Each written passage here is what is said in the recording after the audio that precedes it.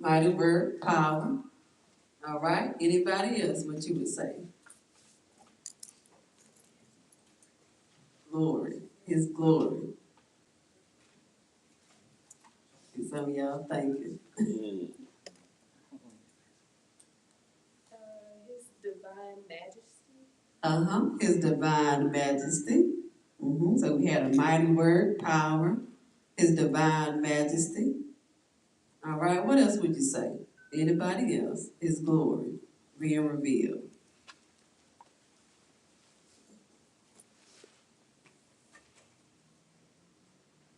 Anybody else?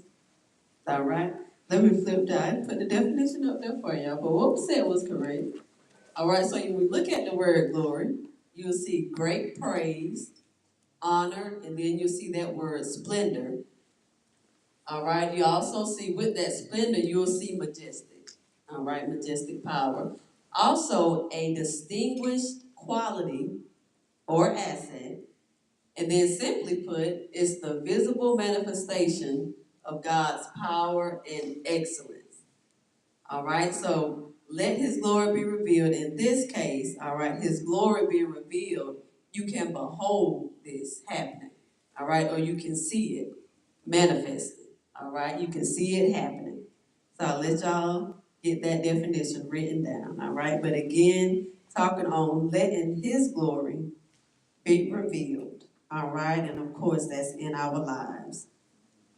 All right, while you're writing that, what would you say to reveal means? To show. To show, to manifest. To uncover. Anybody else? Make known. Make known. All right, anybody else? All right, but that is, when something is revealed, it's made known to you. All right, it's uncovered. All right, let y'all finish up that one, those that are still writing. All right, but the Lord lets his glory be revealed in many different ways. All right, but what sometimes can happen with us, we can step in his way. While he doing the work, he working, and we have that, sometimes we can't help it. We have to put our hands into his work. All right, like we're going to help him out some. All right, but we're going to talk on just step back, let his glory. All right, let the Lord handle his business. All right, everybody got that definition written? All right. So reveal, to make known or to make public, to display. All right. You think about you go in a store and they got, just say for instance, they got watches or sunglasses on display.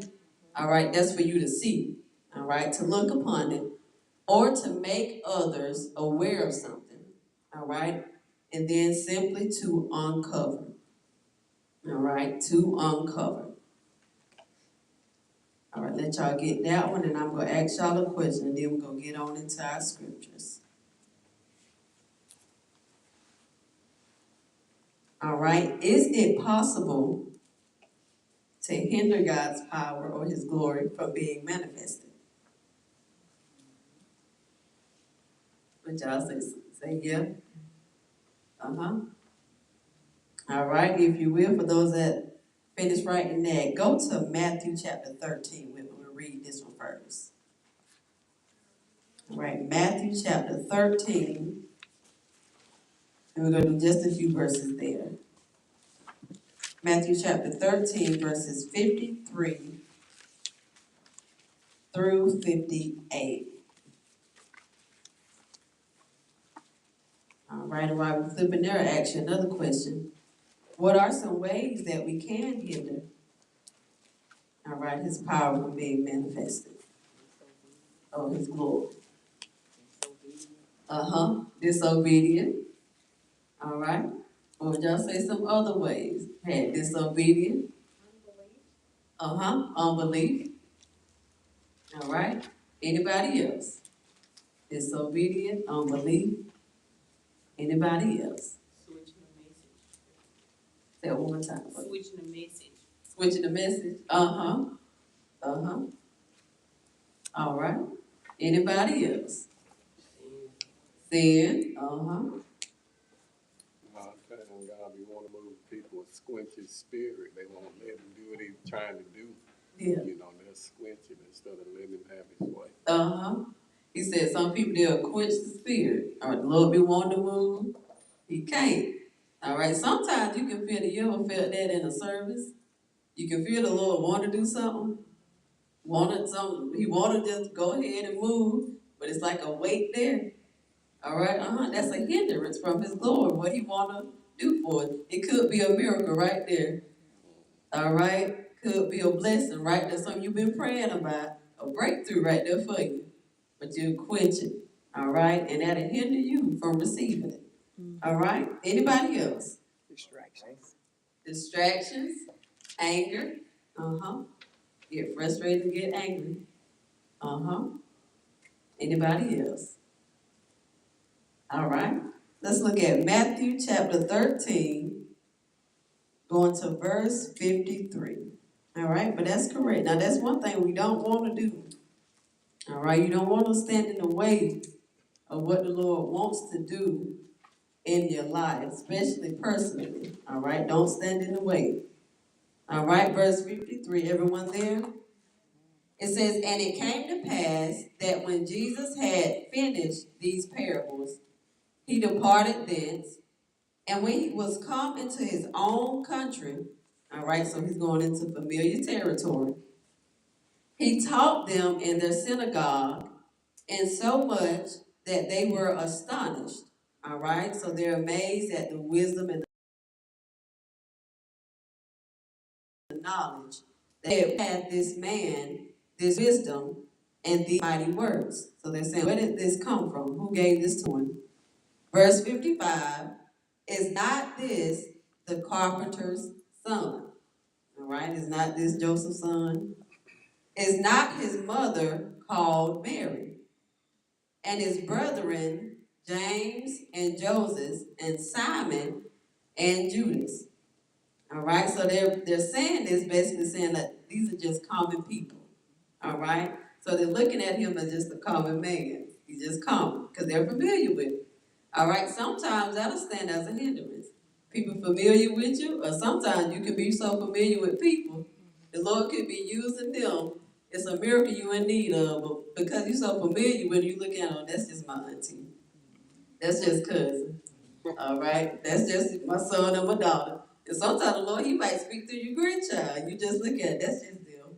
They just talk all the time. All right, but the Lord, he'll use foolish things to confound the wise. All right?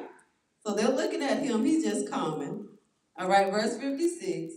It says, and his sisters, are they not all with us? They just like us. They long with us. Whence then hath this man all these things? And they were offended in him. But Jesus said unto them, a prophet is not without honor, save in his own country, those people that are familiar with him, and in his own house. And then note verse 58. Remember we said, is it possible to hinder God's power? Verse 58, it says, and he did not many mighty works there because of what? Their unbelief. All right, so I'm pretty sure there was many miracles that was needed, deliverance there. But their unbelief, looking at him as just a common man, all right, it hindered that. All right? And then I put this up here. All right? Why do we sometimes feel we need to take matters into our own hands concerning our lives? Lack of patience. Lack of patience. Really don't trust the Lord, like we say we do. What else y'all say? We think we know everything. That's true. So just that we think we know everything, so we do. Especially when you've been saved a long time, you think you got it mastered. That's true though. All right, what else? Sometimes we have a controlling. Circumstances. Sometimes we have a controlling spirit. We just feel like we gotta control everything. She said sometimes we have just that controlling spirit. But like we gotta control everything. Why do you think we feel like that? I gotta be in control of this. But I think it's human nature. That's like impulsive. She said that's human nature, impulsive. That's the flesh. All right, I gotta dominate this. Now I'm saying, Lord, have your way. When he start having his way, now, Lord, I need to be. And we just say his way, but we really be let it go the way that I want it to go. But I'm gonna say that you have it your way. But I also say because of like to make ourselves comfortable because some people, you got those people, they rehearse everything in their mind and they want it to go exactly like that.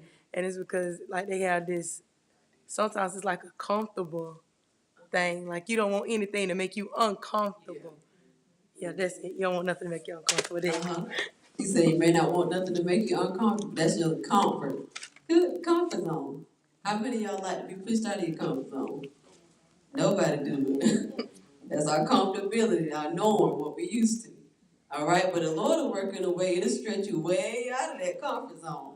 All right? What else would you say? Anybody else? We don't want to receive correction. Said don't want to receive correction. That's true. All right, anybody else? Anybody else? Anxiety. Worry. All right, some people have the fear of tomorrow. Deal with that. Narcissism. Yeah. Narcissistic. Yeah. All right. Anybody else? So what do we feel? We need to take medicine. Sometimes our emotions, sometimes your emotions, the way you be in the flesh more than the spirit. Right. And that's what takes over. You in that flesh. But if you're in that spirit, you're gonna have everything out of the word. Yeah. Yeah. He said that flesh take over. Spiritually minded, that's what? That's life and peace. Carnally minded, that's death. Walk in the spirit, you won't fulfill the lust of the flesh. All right, walk in the spirit, it's going to bring them emotions under subjection too. You won't be emotionally led, you'll be spiritually led. All right, anybody else? Anybody else? All right, let's go to a familiar one. Go to Genesis chapter 16 with me. All right, Genesis chapter 16. And we're going to start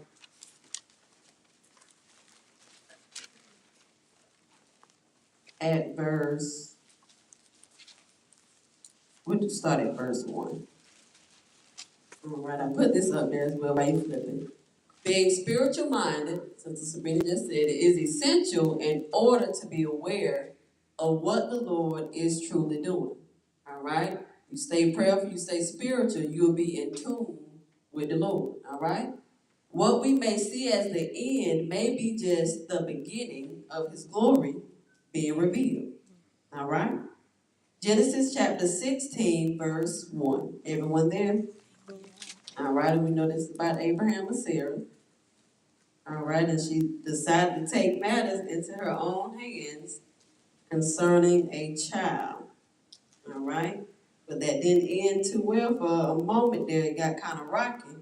All right, because she put her hands, got in a hurry. All right, chapter 16, verse 1. Everyone there? It says, now Sarah, Abraham's wife, bare him no children, and she had an handmaid, an Egyptian, so one of her servants, whose name was Hagar. And Sarah said unto Abram, behold now, the Lord hath restrained me from bearing. I pray thee, go in unto my maid. It may be that I may obtain children by her. All right, notice what she said. It may be that I may obtain children by her. All right, now Hagar is the one that's going to birth Ishmael. All right, but in the moment, Sarah said, it's going to be my child. She's just going to be the one birthing it. All right. It says, and Abram hearkened to the voice of Sarah. And Sarah, Abram's wife, took Hagar, her maid, the Egyptian, after Abram had dwelt 10 years in the land of Canaan, and gave her to her husband, Abram, to be his wife. And he went in unto Hagar, and she conceived. And when she saw that she had conceived, her mistress was despised in her eyes. All right, so now there's a turn. Verse 5, And Sarah said unto Abram, my wrong be upon thee. I have given my maid into thy bosom. And when she saw that she had conceived, I was despised in her eyes. The Lord judged between me and thee. But Abram said unto Sarah, behold, thy maid is in thy hand. Do to her as it pleaseth thee. And notice this. And when Sarah dealt hardly with her, she fled from her face. All right? And then same book, flip over to chapter 17, verse 1. 17, verse 1. All right? And when Abram was 90 years old and 9, the Lord appeared to Abram and said unto him, all right, this is after Hagar has bare Ishmael. He said, I am the Almighty God. Walk before me and be thou perfect.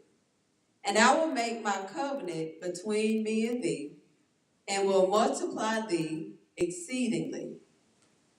And Abram fell on his face, and God talked with him, saying, as for me, behold, my covenant is with thee, and thou shalt be a father of many nations. Neither shall thy name any more be called Abram, but thy name shall be Abraham. For a father of many nations have I made thee. And I will make thee exceeding fruitful, and I will make nations of thee, and kings shall come out of thee. And I will establish my covenant between me and thee, and thy seed after thee in their generations, for an everlasting covenant, to be a God unto thee, and to thy seed after thee. Verse 8, and I will give unto thee, and to thy seed after thee, the land wherein thou art, the land of Canaan, for an I will be their God. And God said unto Abraham, thou shalt keep my covenant, therefore, thou and thy seed after thee in their generations. And then jump down to verse 15 with. And God said unto Abraham, all right, when I remember, she done told Hagar, all right, Hagar is the one that has had a child. All right, but notice now, if she had just waited. All right, now by the time Isaac is born, I was looking into it. It says Ishmael was around about 13, 14 years old by the time he's actually born, birth. All right? It said, verse 15, and God said unto Abraham, as for Sarah thy wife, thou shalt not call her name Sarah, but Sarah shall be her name, or shall her name be. And I will bless her, and look at this, what they say? And give thee a son also of her. All right? Patience, we said that earlier, waiting on the Lord. All right? But you think about it, 14 years, that seems like a long time, don't it? But one day is 1,000 years. All right? 1,000 years, one day to the Lord. Say, yea, I will bless her, and she shall be a mother of nations. Kings of people shall be of her. Then Abraham fell upon his face and laughed, and said in his heart, shall a child be born unto him that is 100 years old? All right, so to him that was a funny matter. It says, and shall Sarah that is 90 years old bear? And Abraham said unto God, oh, that Ishmael might live before thee. And God said, so he's saying we already got Ishmael, so I don't see another son coming in the picture because we're too old. All right, but let his glory be revealed. All right, verse 19, and God said, Sarah thy wife shall bear thee a son indeed. All right, meaning that's definite. And thou shalt call his name Isaac, and I will establish my covenant with him for an everlasting covenant, and with his seed after him. All right? After him. And then if you will, go to Isaiah chapter 55 with me. All right, but for a moment there, Sarah, as she just waited on the Lord, you can read in between there how they had a kind of some friction there between her and Hagar. All right. Now, do you think that friction would have been there had they just waited on the Lord just to birth Isaac? You probably wouldn't have had to deal with that. All right. It's important. Just wait on the Lord, no matter how the situation, how long it may seem like it's taking. All right, but just wait on the Lord. Trust Him. All right, said that earlier too. Just trust in Him. Isaiah chapter 55, we're going to do verses 8 and 9. All right, now you remember over there how it said that Abraham begins to laugh when the Lord tells them that they're going to have a child? All right, it may seem funny, but his thoughts exceed ours. All right, He know our ending from our beginning. He know everything that's going to happen in between. All right, chapter 55, verse 8. All right, everyone there? All right, and this is very familiar to us. We hear it a lot. He said, "For my thoughts are not your thoughts."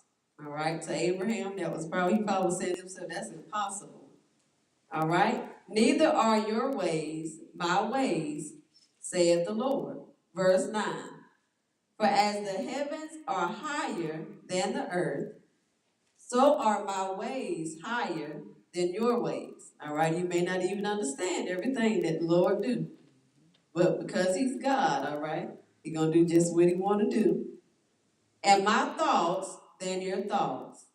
All right, then let's go to verse 10.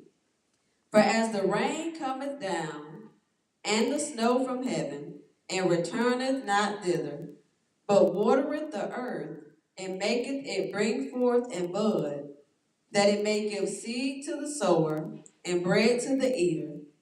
He said, so shall my word," that's definite, "be that goeth forth out of my mouth." All right, just as sure as He said Sarah was going to give birth, she did. "It shall not return unto me void." It will not come back empty. "But it shall do what? Accomplish that which I please, and it shall prosper in the thing whereto I sent it." All right, up here, we must remember that God's thoughts, all right, His ways exceeds ours. All right, and then if you will, let's go to Luke chapter 1. All right, Luke chapter 1. Luke chapter 1, we're going to go to verse 5. All right, "But let His glory be revealed. Let His power be revealed." All right, the Lord knows what He's doing in each one of our lives. You may not understand it. All right, it may feel uncomfortable, but He knows what He's doing. Luke chapter 1, verse 5. Starting at verse 5. All right, and we there, just say amen till we do a little reading here. All right, the book of Luke chapter 1, beginning at verse 5. This is talking about Zacharias and Elizabeth concerning the birth. It says, "There was in the days of Herod, the king of Judea, a certain priest named Zacharias." All right, now you see here, their situation was a bit different than Abraham and Sarah's. All right, still barren, but then went a little differently. It says, "Of the course of Abia, and his wife was of the daughters of Aaron, and her name was Elizabeth." And note this part now. All right, you know how sometimes we go through different afflictions and stuff going on in our lives, and the devil fight our mind. We're doing all that we can do for the Lord, but the devil fight our minds. All right, but notice this. It says, "And they were both what? Righteous. Many are the afflictions of the who? Righteous. The righteous, but God delivered them out of them what? All." It says, "Walking in all the commandments and ordinances of the Lord blameless." So they're doing everything right. All right, but there was a problem. It says, "And they had no child, because that Elizabeth was barren." All right, now back in those days when a woman was barren, some people considered them cursed. All right, when they couldn't bring forth a child. All right, but this situation was all for the glory of God to be revealed. All right, it says, and they were now well stricken in years. All right, so they're older too. Verse 8, and it came to pass that while he executed the priest's office, so he's going into the temple and he's going to burn incense. That was his duty, making a petition or a prayer. It says, before God in the order of his course, according to office, was to burn incense when he went into the temple of the Lord. All right, so Zacharias was the one appointed to go in to make a petition. Verse 10, it says, and the whole multitude of the people were praying without at the time of incense. So there's others outside of the temple, all right, that weren't noted to go in. They're outside praying as well. It says, and there appeared unto him an angel of the Lord standing on the right side of the altar of incense. And when Zacharias saw him, he was troubled, and fear fell upon him. But the angel said unto him, fear not, Zacharias, for thy prayer, your petition you've been sending up, is heard. And thy wife Elizabeth shall bear thee a son, and thou shalt call his name John. And thou shalt have joy and gladness, and many shall rejoice at his birth. For he shall be great in the sight of the Lord, and shall drink neither wine nor strong drink, and he shall be filled with the Holy Ghost, even from his mother's womb. And many of the children of Israel shall he turn to the Lord their God. And he shall go before him in the spirit and power of Elias, to turn the hearts of the fathers to the children, and the disobedient to the wisdom of the just, to make ready a people prepared for the Lord.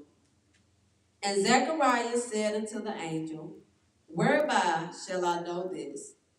For I am an old man, and my wife well stricken in years. That kind of sounds like Abraham, don't it? Verse 19, and the angel answering said unto him, I am Gabriel, that stand in the presence of God. He says, now I'm the angel, and I actually stand in God's presence. All right? I'm not going to tell you something that I just made up myself. This is a word from the Lord. He says, and I'm sent to speak unto thee, and to show thee these glad tidings. And behold, thou art able to speak until the day that these things shall be performed, because thou believest not my words, which shall be fulfilled in their season. And the people waited for Zacharias and marveled that he tarried so long in the temple, because he's in there longer than usual. And when he came out, he could not speak unto them, just like the angel said, Gabriel said. And they perceived that he had seen a vision in the temple, for he beckoned unto them and remained speechless. All right, and then flip over, and jump down to verse 57. Same chapter, verse 57. All right, everyone there? It says, now Elizabeth's full time came that she should be delivered. And she brought forth a son. And her neighbors and her cousins heard how the Lord had showed great mercy upon her. And they rejoiced with her. All right, his glory being revealed, his power, even in their old age. And it came to pass that on the 8th day they came to circumcise the child, and they called him Zacharias after the name of his father. And his mother answered and said, not so, but he shall be called John. And they said unto her, there is none of thy kindred that is called by this name. And they made signs to his father, how he would have him called. And he asked for a writing table and wrote, saying, his name is John. And they marveled all. All right, and then notice this. All right, now this the Lord's power being revealed as well. Now Zacharias came out, dumb, couldn't talk, right? All right, verse 64. It says, and his mouth was open immediately. All right, just like Gabriel said. It says, and his tongue loose, and he spake and praised God. And fear came on all that dwelt round about them that seeing God's power revealed. And all these things were noised abroad throughout all the hill country of Judea. All right, and just read through that. I believe not only was it just for Zacharias and Elizabeth, but even those that was around, they saw God's glory being revealed. All right? So different situations and circumstances, they may happen in our lives and we may feel like it's just targeting us. All right, but you never know whose eyes are upon you. All right, you never know who's watching you. And because they see the Lord move in your life, that just might cause them to believe as well. All right? And then let's go to, we'll end in this one. Let's do John chapter 9. And then I'll let you go. St. John chapter 9.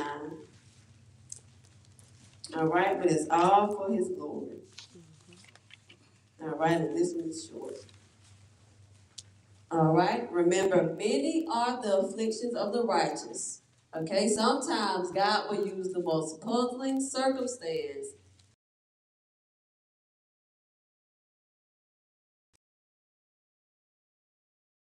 as a, all right, it could be to you. All right, but it'll be all for his glory. St. John chapter 9, and we're just going to do verses 1 through 5. All right, the same man to me when you get there. All right, it says, and as Jesus passed by, he saw a man which was blind from his birth. All right, so he's come, never saw a day in his life. He's born that way. And his disciples asked him, saying, Master, who did sin, this man or his parents, that he was born blind? All right, and in those days as well, different illnesses or circumstances like that, blind, deaf, mute, they felt like you were cursed as well. All right, they didn't understand that somebody did something wrong when different situations like that arose. But verse 3, Jesus answered, neither had this man sinned, nor his parents, but that the works of God, or that his glory, his power, should be made manifest in him. He said, I must work the works of him that sent me while it is day. The night cometh when no man can work. All right, now think about this. If nobody is ever sick, all right, how will we ever know that the Lord can heal? All right, if nobody is ever blind, how will we know that he can open up the blinded eyes? All right, in that verse 5, as long as I am in the world, I am the light of the world. All right, and we'll end it right there. All right, but let his glory be revealed. Ended on this thinker question. Do I try to help God at his own work? All right? Do I try to help God at his own work? All right? And we'll end it right there. Have any questions or comments tonight? All right, if not, we'll turn it over to Brother Chris. Get ready to take up our offering. All right?